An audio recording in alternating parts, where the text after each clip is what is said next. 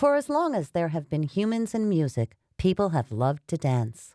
Whether formally or informally, there's something compelling about bodies moving to the rhythms of music. But where does an aging body go to learn the basic footwork?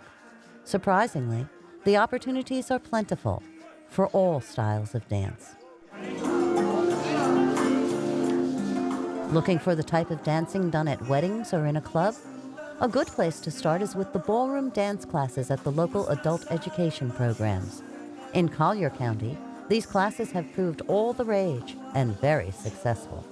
We've been offering ballroom dance classes for at least 16 years. They've just grown in popularity and therefore the number of courses we offer during the last few years.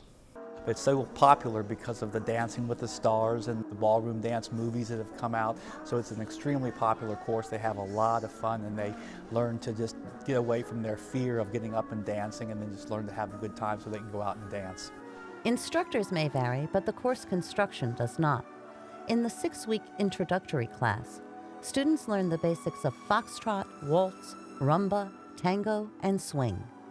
The Cubicas, a husband and wife team who teach the class at Barron Collier High School, often demonstrate the ideal toward which the students are aiming.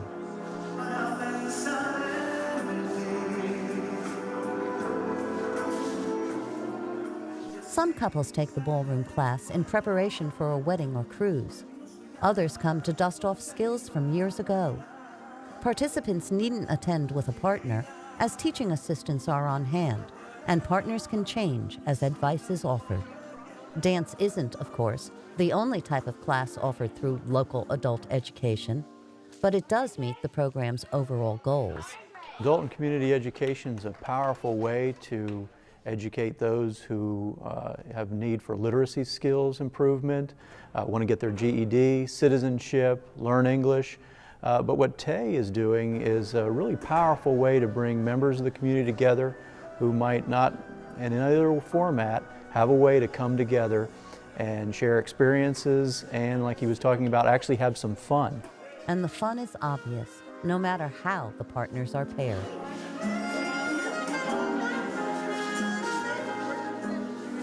A good time is also evident at the Sugden Community Theater, where the Naples Players offers regularly scheduled classes focused on the dance of musical theater. As with the adult education programs, these classes serve a number of purposes. We offer classes because that's part of our mission, is to provide theater education to people of all ages. So that's probably the foremost reason.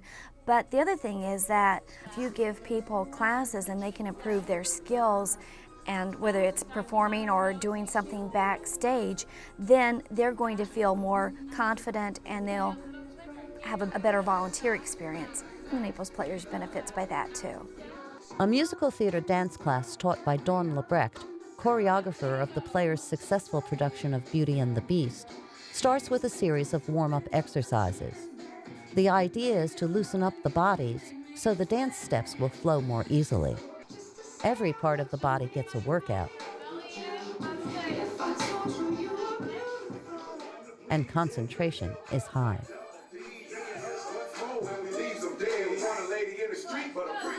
Unlike the ballroom classes, content here can change, as Troop explains.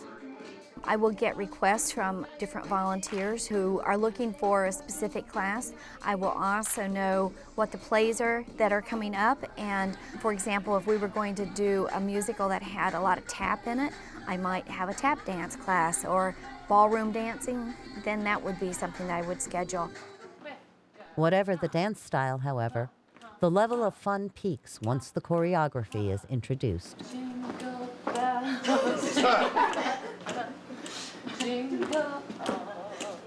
While the Naples Players dance classes are somewhat specialized, some students yearn for something a little more exotic. And that's what can be found at Etudes de Ballet in Naples. There, instructor Sherry Coffey introduces students to the joys and benefits of belly dancing. A lot of people have There are different reasons for being in it. It's a good fitness exercise. It's creative. You get to move to some nice, fun, exotic music. Some people like the different types of dance that we do because we always have different styles. Coffee teaches beginning and advanced classes in Naples, Fort Myers, and Cape Coral. She draws on what she's learned in 30 years of researching and practicing the ancient dance form and adapts that for modern music and sensibilities. We really don't know exactly what it looked like in the beginning, but it was probably a torso-centered dance like it is today, with different movements that you see are very typical of belly dancing. Along the way, we added finger cymbals, we added veils, we added all kinds of things to it, so it has quite a variety today. Among the modern additions are the scarves with numerous coins that sparkle and jingle. Although flashier now than in olden days, Coffee explains that they have their roots in history. The coins are kind of a fallback from when the dancers actually would get paid in coins by their audience, and for safety's sake they just sew them on their costumes so they could have them on their bodies when they travel. Picking out a costume is part of the fun, and a wide array of skirts, scarves, and colors are available. Since there are no set rules, dancers are free to select colors and styles that suit their bodies and their moods. Learning the isolated movements that make up belly dance can be a challenge. But for Coffee and her students, when those individual movements come together in a flowing whole, a thing of beauty is created.